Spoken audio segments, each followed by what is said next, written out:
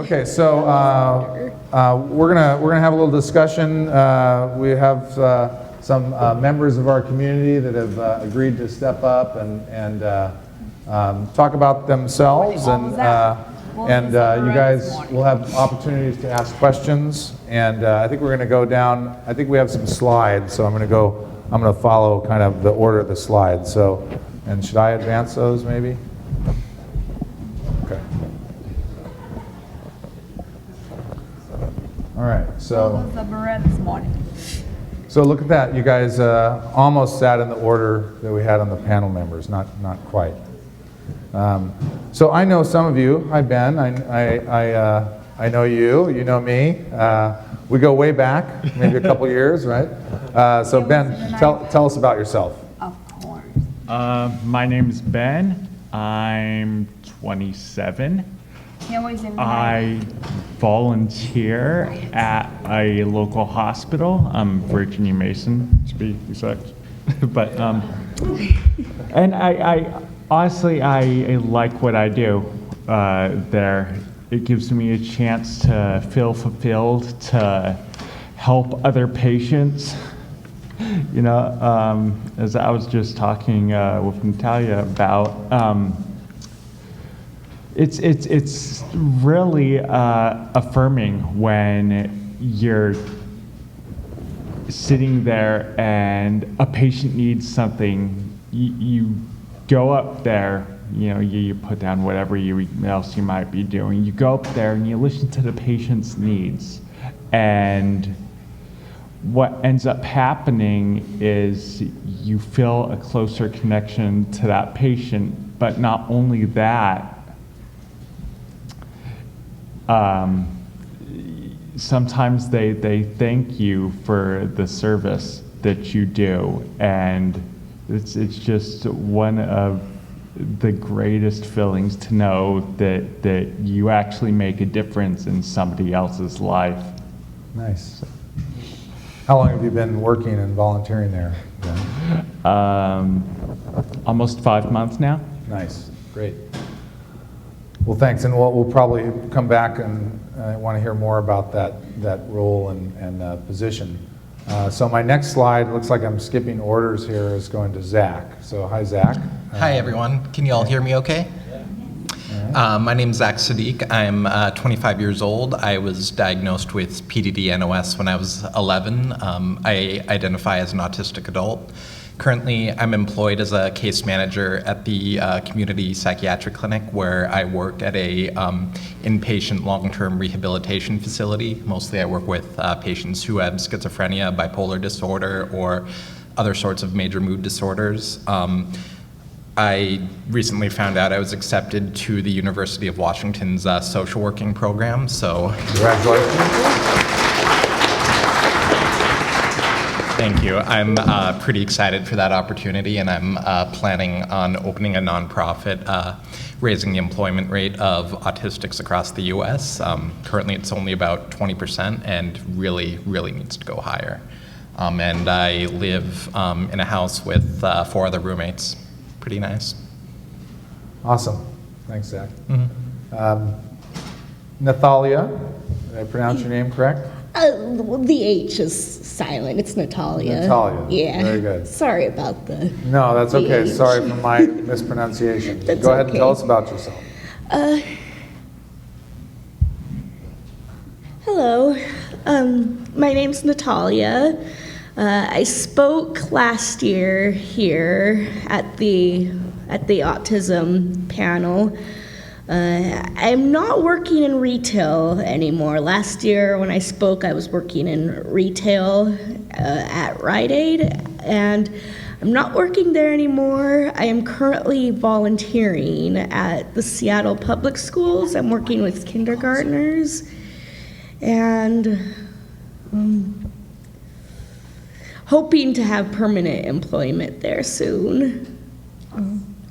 Very good. What else would you like to know? We'll get to more things. We'll go through and we'll come back and you can tell us more.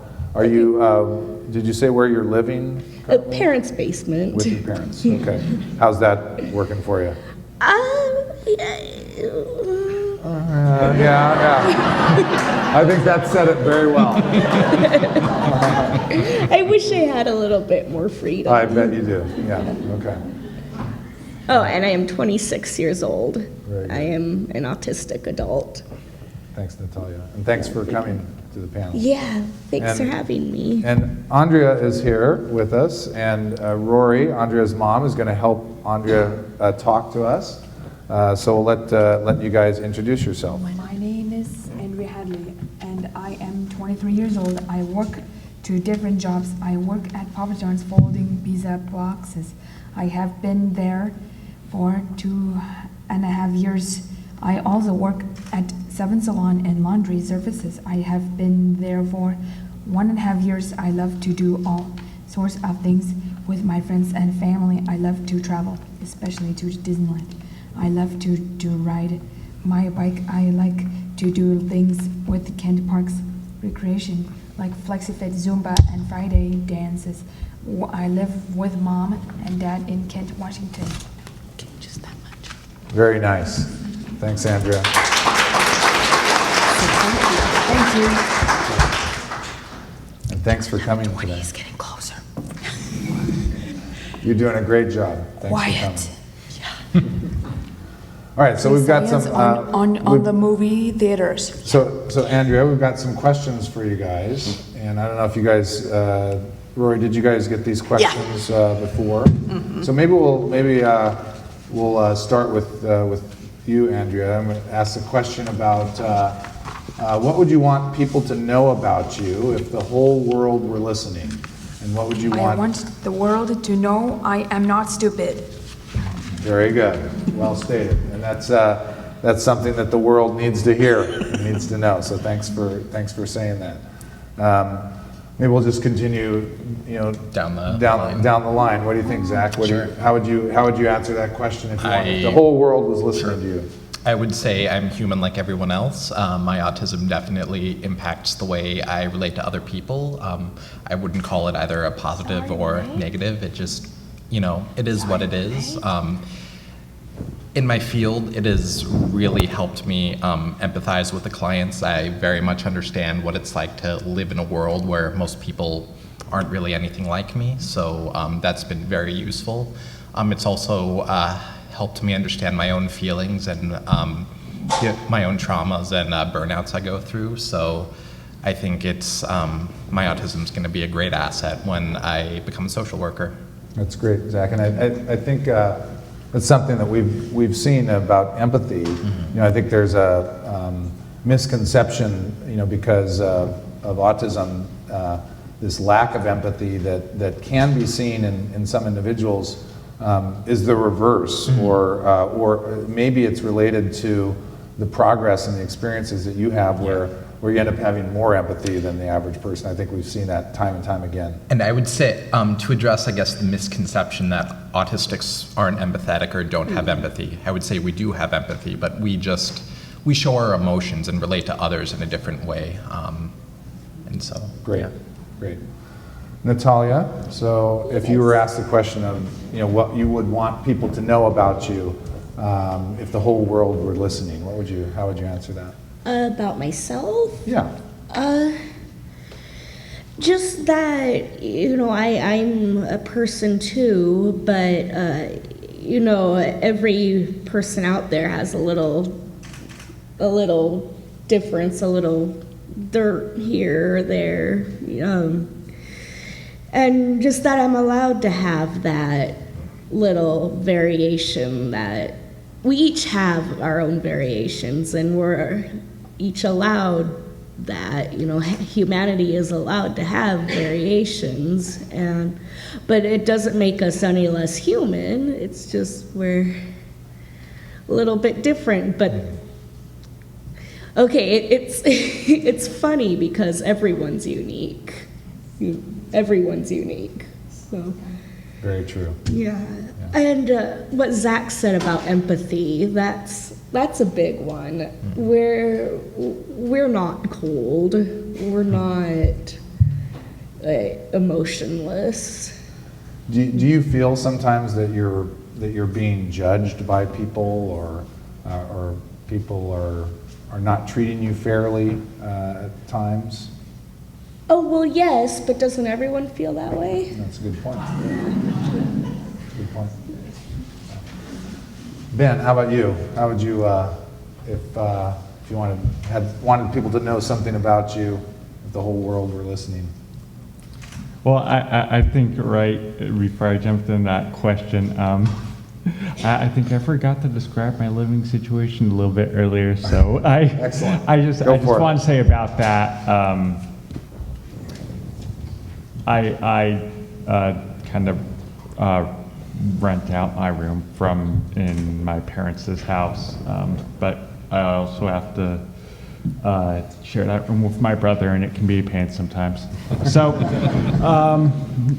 jumping to the question of what I would want people to know about me,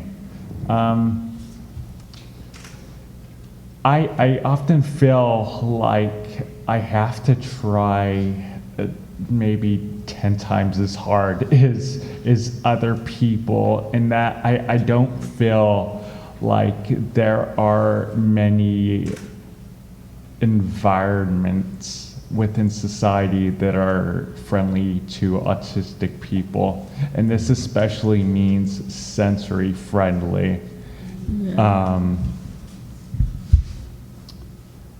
And I would also like people to know that we, as autistic people, live ordinary lives just like the rest of you. You know, we've got our likes, our dislikes. You know, we have people that we really like to hang out with and people that infuriate us.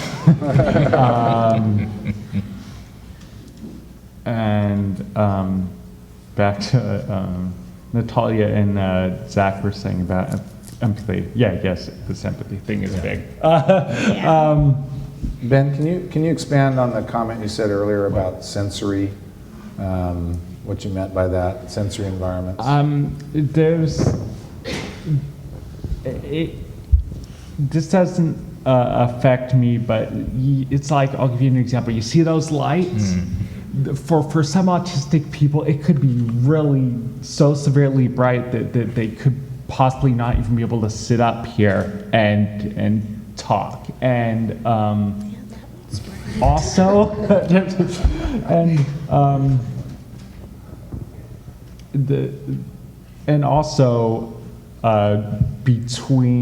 during the break, everyone was sitting here talking. There are some autistic people who would just find that unbearable. And to look down here and see all of you sitting there and perhaps think, I'm too cramped in, this is just too much. You know, sensory issues like that, you know, and sensory issues like touch. Great. There are also a lot of in addition to sensory issues, you know, comorbid diagnoses and stuff like that. But Excellent. No, that's a good explanation of things. What's the next thing you'd like to accomplish or learn, Andrea? What do you want to accomplish next in your life? Okay, start again. I would like to get to the point that I could live with a friend. I would also like to save my money for a trip to Hawaii. Very good. And Rory, maybe you can expand on that. Just some of the things that we have found that since she has moved and is transitioning into adulthood, that as you can see, there is I always love this autism spectrum disorder because it's like the light spectrum. There, as you can see, is a vast difference in the capabilities and the development of certain skill areas in all four of these individuals. And as she has gone to work and has learned new things, we worked so hard in junior high, grade school, and high school, telling time and having time mean something to her. She goes to work, and the first thing she did was want to put her watch on. And now she'll tell me, I like Nemo. it's getting 12 Nemo. o'clock, it's Your getting name was closer. Nemo. Let's I'm the eat at Nemo 12 and o'clock. Junior. I mean, everything is so time driven. And all of a sudden those things click. She folds 10 boxes and then puts them away. Well, when we tried to teach her addition, she goes in, she'll count how many boxes she's got, 7, she just folds 3 more and takes them Why? away, doesn't even have to recount. Why? So she's already doing all those math skills that we busted our chops trying to teach her all during grade school and junior high.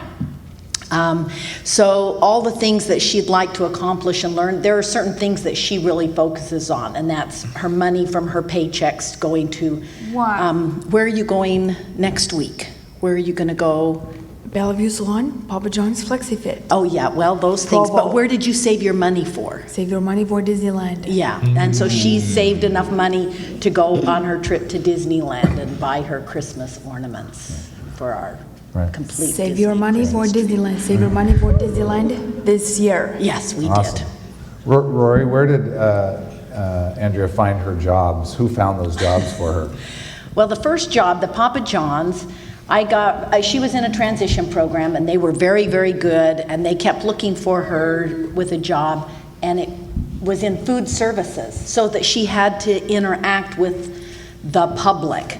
And, you know, her singing the Disney songs while she's bussing tables was just not going to make it. So every time she would get an interview, they would say thanks, but no thanks. So one day I was in Papa John's and there was somebody folding some boxes over on the side, and so I went over and I said, do you ever hire anybody with disabilities to fold boxes? Because a friend of mine's son had gotten a job doing that. And they said, well, I think so, you know, the intelligence of a Papa John's employee. But my boss is here, why don't you talk to him? And so Albert came over and I said, would you be interested? Sure, we'd love it. And I called up the job coach, and the next day she was up there, and that was on a Wednesday night, and Friday we had our job interview, and she started work on Monday. And she's been there for 2.5 years. She works 2.5-hour shifts 3 times a week, unless they say, can she come in on Saturday, Sunday, can she come in on Friday, can she come in for a little bit longer on Super Bowl Sunday, and all those kinds of things. So she puts in quite a few hours at different times. And then the beauty salon was actually her job coach found her the job. And she worked in the 7 salon down in Seattle for 1.5 years. And then, I don't know whether you read the paper, they closed that salon one night and gave me a call and said, we're closing the salon, but we would like Andrea to come and work for us in Bellevue. Yay, free parking for mom. So now she goes, for 2 months now, she's been over to the Bellevue salon. And the individuals there just love her. And they said the best thing about it is that when people come in, and you'll hear the different stylists say, oh, I just love it when she's here. And they said that's why we hire her, because it brings the whole attitude of the employment up. Great. Excellent. Zach, how about you on the next thing you want to accomplish? I think we kind of heard some of your aspirations. Tell us a little bit more about this idea that you're having with regards to employment. Well, when I was younger, right out of college, I really didn't have very much education on what it means to work on a team, what it means to be professional, you know, what it's like to have a professional relationship with your coworkers. And, you know, that's definitely something I struggled with. And, you know, I was fired from my first 2 jobs. I honestly had trouble understanding why. And, you know, I still definitely struggle sometimes, but I'm getting a lot better with being able to coordinate and communicate with my team members, and it's, you know, it's a lifelong process for me. But, you know, the second time I was fired, I really very much doubted myself. I didn't know if I was just deficient, if I would never be able to fit in. I tried getting help, but I was down in Olympia, and there were really no services whatsoever for autistics like me. I tried getting help from DVR, but with them, there really wasn't very much education on the troubles autistics face in the job environment. They really focus on getting people jobs, but they don't really focus on retaining them. So, that really motivated me to, make sure I could focus on my education so that others like me wouldn't have to go through the same troubles I did. I very much want to focus on working with people like me to really understand what a professional relationship is like, what it means to be a productive team member, what it means to be successful in the workplace, and just to know that, it isn't our fault we're like this. It isn't our fault we have these troubles. We just don't really fit in society, and, a lot of work needs to be done to make sure we will eventually. Excellent. Yeah. Well, there's definite need, so it's great. Very much. Great what you're doing. Natalia, how about for you in your life? What do you want to do next? Well, You did 20 I'm minutes. a recreational learner. Because you did 20 minutes. I want to go back to school. Okay. That's what I really want to do. Nice. Go What- back Quiet. to school. What would you think you'd be going back to school for? I'd continue my psychology degree. Nice. Yeah. Okay. And then how about after that? What do you think you would do? Any idea? Well, I want to work, but the only reason why I want to work is because I got bored. I don't work now. It's been about, I sort of had a little bit of a nervous breakdown, actually, which is why I don't work anymore. Yeah. And I haven't worked since September, and it was a little bit of a relief, but then I got bored. So, yes, I would like to have something to do each day. Yeah. But when I was in school going for my bachelor's, that was something I had to do every day. Yeah. And It gives you that structure and accomplishment. And, and it was a good time. And what I really miss is school. Yeah. So Well, hopefully I'd that'll like- happen for you. Thank you. Yeah. Need money though. No. Yeah. Good point. Yeah. But I'd like to come back here. Yeah. Good. Good. Ben, how about you in your life? What are you thinking about as next steps for you? I would also like to go back to college. Back in 06 through 09, I went to 2 community colleges, but everything was really hard and I really couldn't figure out why. Over the years, I discovered it was the problems that I had with community colleges because I was taking 3, 4 full quarter classes at one time, and it's really hard, not just for me, but for anybody to be taking classes like English 102 composition or bio-psych or anatomy and physiology and math all at the same time. And then especially when you're on financial aid, you just burn out because you have to select. You realize, well, I'm not as fast as, other people at getting this done. My brain processes things differently. If I had the money to go back to college, I would kind of like to do something in the medical field, nursing or pharmacy tech. Those are kind of 2 of the degrees that I would consider going back for.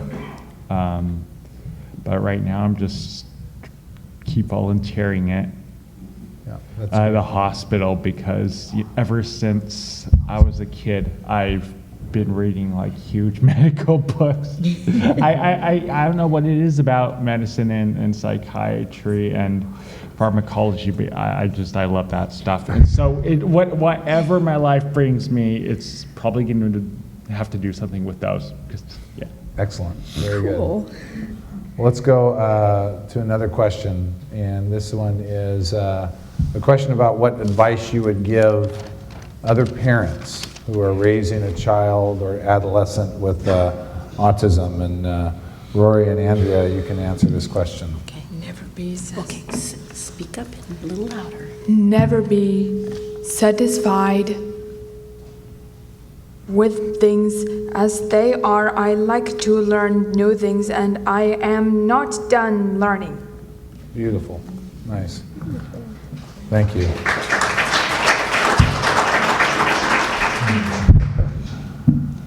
And I Lori, you would, wanna I would expand? probably say to,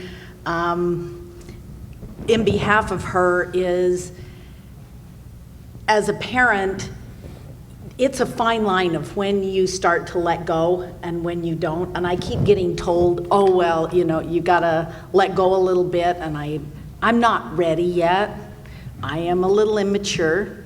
And I just watch some of the things that she's able to do, and if I can, you know, because there are certain restrictions in the environment and where we're at, she can't have a job and make, you know, I'm a biggie on safety issues. I think sometimes with her, she doesn't know how to say no if somebody said, can you want to come and get in a car with me? And so as a result, I drive her to work at the Bellevue Salon. I went downtown. I know every road and street in downtown Seattle. I've walked them 6 hours a week for a year and a half. While she was at work, I couldn't let her not be there. Other parents mature faster and can let go a little earlier, but you have to decide, and don't let anybody else tell you what you have to do as a parent. Great. Yeah, I will clip it just. Zach? So what would you tell parents raising children and adolescents with autism? Knowing what you know now, what knowing advice what I would know you give? now. And I think you've given some of this already, but yeah. I think the biggest thing is that, you know, we're never going to grow out of our autism. We're always going to have our brains the same way we are. And, you know, when I was growing up, one of the biggest messages that my parents and the professionals that were working with me imprinted was that, yes, eventually I would grow out of my autism, and also that success as an autistic means being able to imitate a neurotypical, being able to look and act like one. And, you know, I really internalized that message for the last 10 to 15 years. And I think, you know, honestly, it was a pretty damaging thing. It really depressed me that I couldn't be like everyone else, that I couldn't perform in the same way that, you know, neurotypicals can in specific situations. And, you know, eventually I realized that, yeah, I'm autistic, so what? What happens now?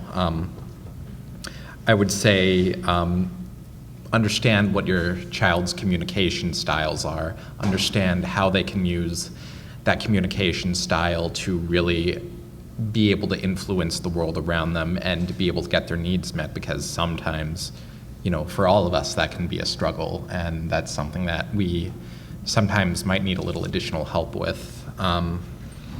And I guess one thing I would also say is, what did the children think about being autistic? How do they relate being autistic versus being a neurotypical? How are they able to communicate those differences with others? How are they able to get their needs met? And I think the best thing that they can be able to do is to build their own niches, be able to use their interests, their obsessions, the things they love in life to really be able to make fulfilling lives. Like, you know, I love video games. I considered becoming, you know, a video game artist or tester. And I also, you know, loved helping others. And so I think that's why I want to be a social worker. So if your kid loves Star Wars, maybe see if you can work in a museum that has a Star Wars exhibit, you know, something like that, I'd say. Great. Good advice. Thank you.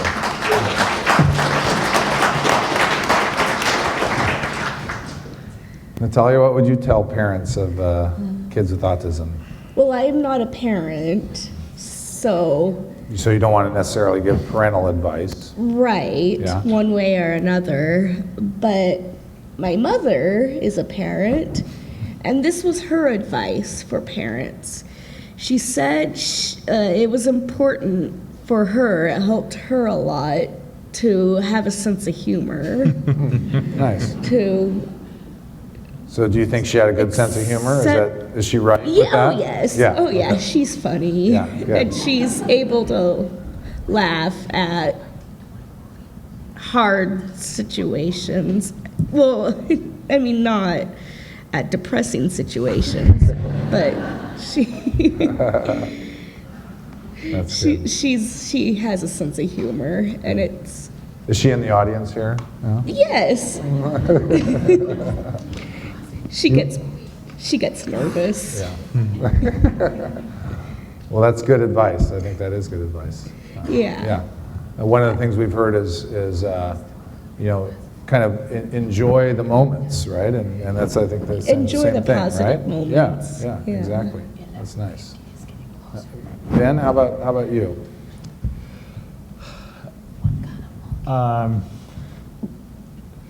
It's hard to give advice to parents about other autistic people because, there's a saying in the autism community, if you've met one person with autism, you've met one person with autism.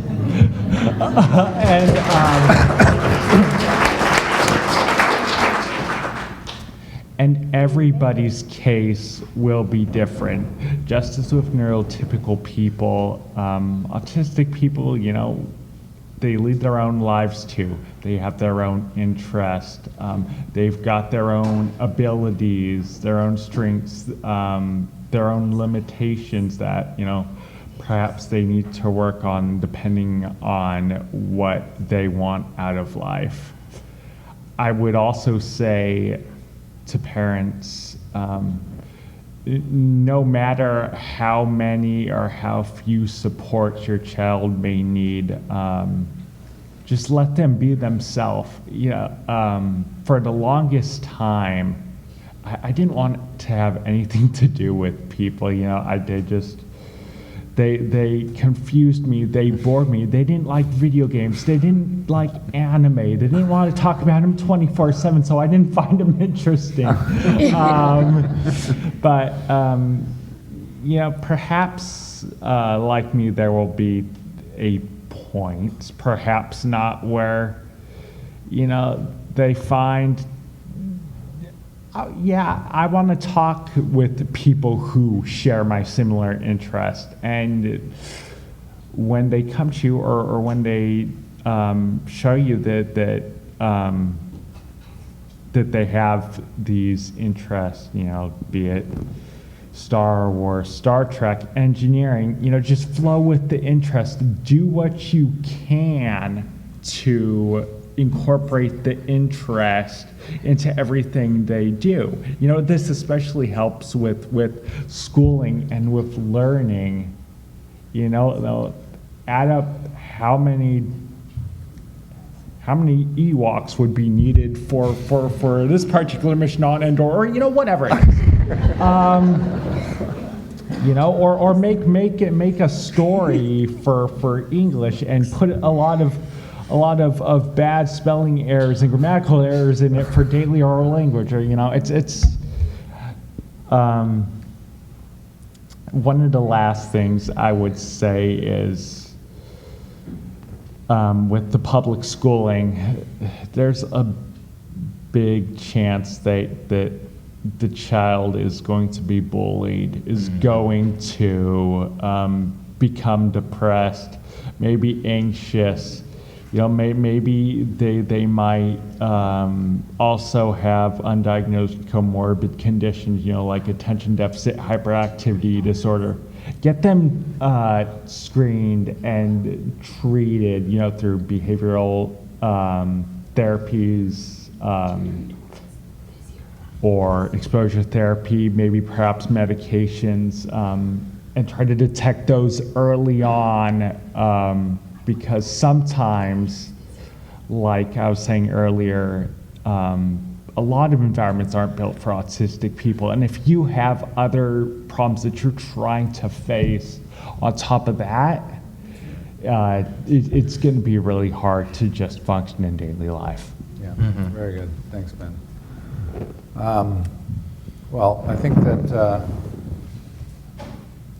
that is the last question that we had kind of designed, and I think as usual, as my experience of been in the audience with a number of panels and did this, once again, you guys are amazing, all of you, in your thoughtfulness and the information. You know, I often say most of my learning has come from working with, you know, people like yourself, and you guys are, you know, what you've given with regards to your thoughts to the audience, I'm sure is very valuable for a lot of people in the audience. So again, a round of applause.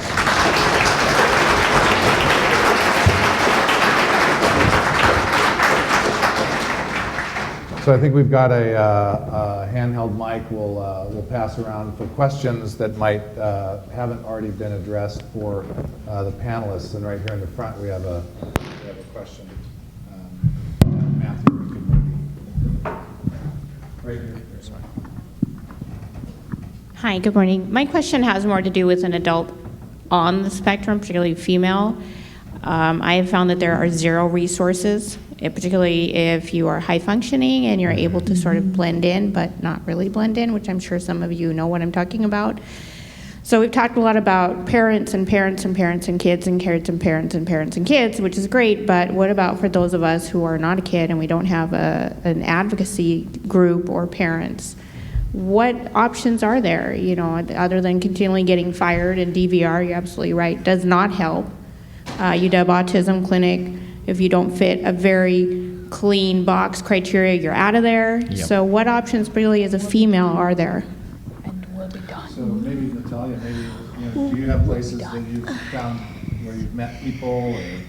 No, I understand exactly what you're saying about there being limited resources. I am currently working with DVR, but it's a long process. It's a very long process. I've been with them for about 6 months now, and I'm still unemployed. I am services. I'm particularly social. I'm not shy about approaching people and networking, but that's just myself without services involved. And did you say you didn't fit in at the Adult Autism Center? You didn't. I had a 5-minute conversation and no, you don't have autism. Yeah, that's If you want, interesting. there is a meetup group that I run in Seattle called the Square Pegs. Okay. And there's a lot of people, females, who have been through similar things that you have. So if you want, I can definitely put you in contact with them. And are you also aware of the Autistic Women's Network? I've attended. One person with autism is one person with autism. Yeah. And unfortunately, I just don't think there are very many resources right now. And hopefully, maybe 5 to 10 years down the road, there will be. But, you know, it doesn't help now, does it? Other question? Yes. Do you identify, like, I heard you kind of say autistic individual or I have autism, like how do you prefer, because I know, again, everyone has their own preference, do you prefer to say I'm autistic, I have autism, like how do you want to I'm opinionated. relate to that? Ben, I've heard you answer this question. I'll jump in here really quick before Zach or Natalia do, because I think they share the same opinion. Yeah. Most autistic adults generally prefer that you say autistic adult instead of saying adult with autism, because saying adult with autism is kind of like saying you have something wrong with you. The autism is something wrong with you. And you know, it's saying autistic adult is more like saying, well, yes, I am autistic, and yes, it affects everything I perceive, but you know, that's just who I am. It's not like you can go and just, you know, switch over to some other thing, you know, like I was saying last year. It's Zach was saying, it's neither good nor bad, it just is what it is. Yeah. So The way I see it kind of is, okay, let's say, for example, someone is gay. They're gay, they don't have gayness. They're gay. It is what it is. You know, I don't really have much to add beyond what's already been said. I would. Yeah, I think you guys said it well. Yeah, they said it pretty well. Or what do you Well, do with your... I find it fascinating because when Andrea was 4, there was a huge hubbub in the autism community as to whether your child has autism or whether you have an autistic child. And I remember saying I had an autistic child, and I mean, there must have been 50 people who came absolutely unglued. You have a child first and autism later, and I thought, come on, you know, what a joke. So, I mean, I have gotten to the point where I say I have a daughter who has autism, just because I don't want to get into it's irrelevant and immaterial. Andrea doesn't speak for herself in most cases unless I tell her what to say. I mean, I do very well in typing out things. She can read very well. She is an individual that has autism, amongst other things.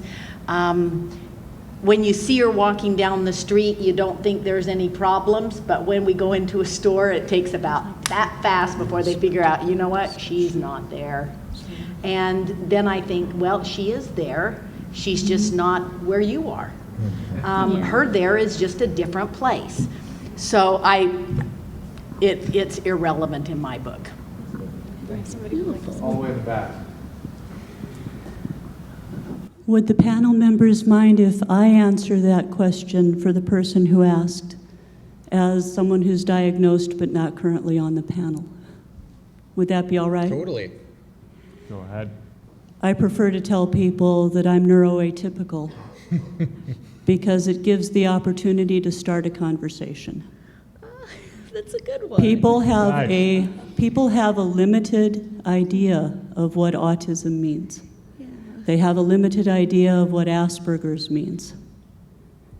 But if you say, I'm an autistic individual, I have Asperger's, I'm an Aspie, they may know somebody who is autistic or has Asperger's, and automatically you've been labeled that way. And there's quite a bit of it here in this community. Because of Microsoft and Boeing, it tracks the engineers and so forth. Yeah.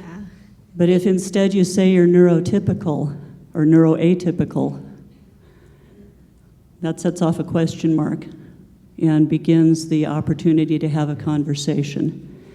And it also gives us the opportunity to talk about our gifts. I've been so interested to hear particularly what the people on the panel had to say, especially about how challenging this environment is for us, and how lights that some people take for granted, we have to learn how to block the sound of, and so forth.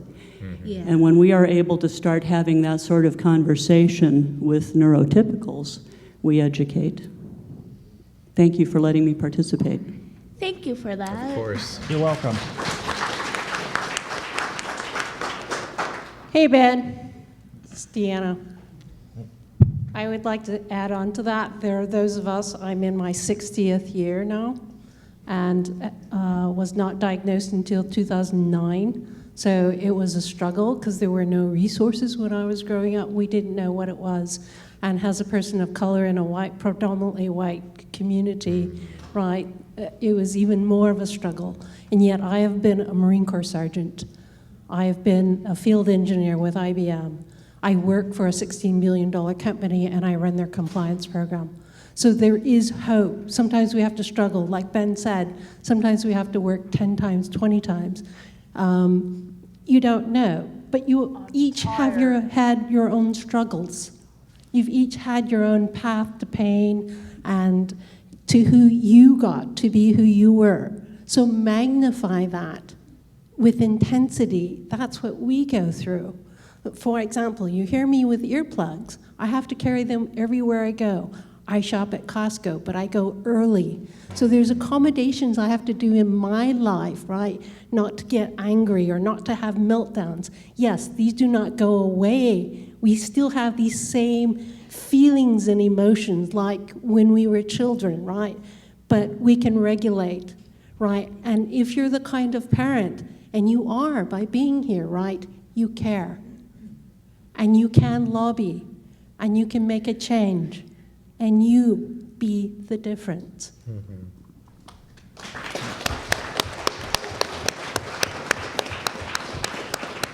We have maybe time for one more question if there are any in the audience up here up front. So we'll do two more questions.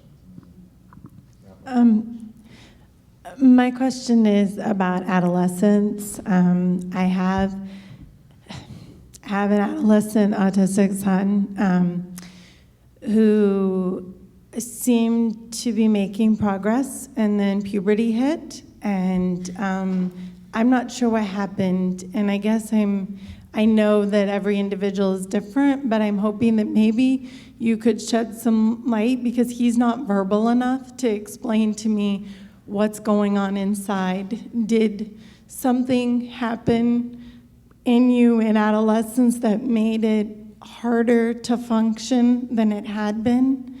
And if so, did that go away as you got older and maybe things settled down inside your body, not outside? I get all the sensory stuff. I get the bullying. That's not what I'm talking about. He's lower functioning than any of you up there. He couldn't sit up there at this point. Maybe in 5 years he could. That's kind of what I'm hoping. You can give me some hope. Somebody want to tell us what you experienced in your teen years? I guess I could go first. I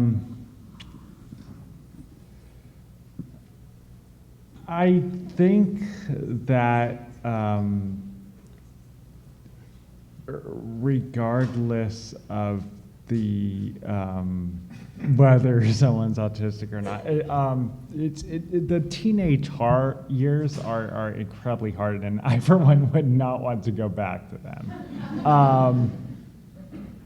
I think there are so many things that are changing in the body on an individual by individual basis that it's hard to give advice like this, kind of without like more information and stuff like that. But even then, I can just say for me that I was a really hyperactive kid, but when puberty hit, that restlessness just went inward, and it still persists, but you learn coping skills, and you learn to adapt to daily life and things that happen in order to be as successful of an adult as you can. Anybody else have any specific things that they think might be helpful for the question? No, I would paraphrase just what you said. Adolescence is hard. And autism is hard too, So put two and two together. Yeah, it's going to be rough. But most autistics I've known on either end of the spectrum have developed adaptive skills. So that's a little bit of, hope there that we are adaptive. And I'm talking about people I've known on different areas of the spectrum. Coping mechanisms, like Ben was saying. Hopefully that helps. Last question, and then we'll wrap up real quick. I was just wondering, real quick, if any of the panelists run a blog or a Tumblr or a Twitter where we might be able to hear more from you. I actually do have a Twitter account that speaks mostly to autistic advocacy. Funny enough to ask this question. If you want to follow it or look at it, the Twitter handle is @AskAsperBoy. In capital A-S-K, then another capital A-S-P-E-R-B-O-Y.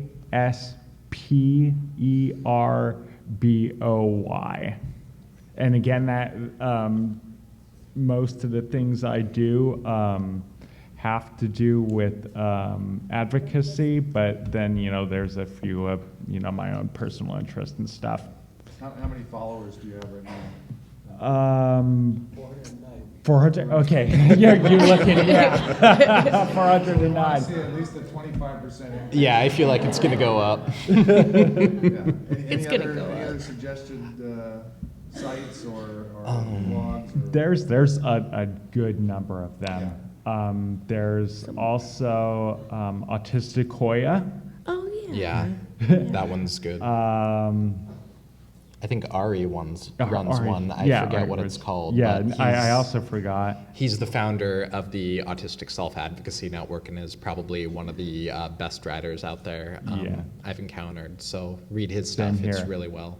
As for me, Ari Neaman, it's A-R-I-N-E then M-A-N. Yeah. Then there's a little. There's I like a forgot colon whatever in there that thing somewhere. is between E and M. Yeah. He's pretty visible on the internet, so you'll find him. you can Google his name. Yeah. Great. Well, thanks again for all your guys' participation. And Thank really you. appreciate it. And thank everybody in the audience.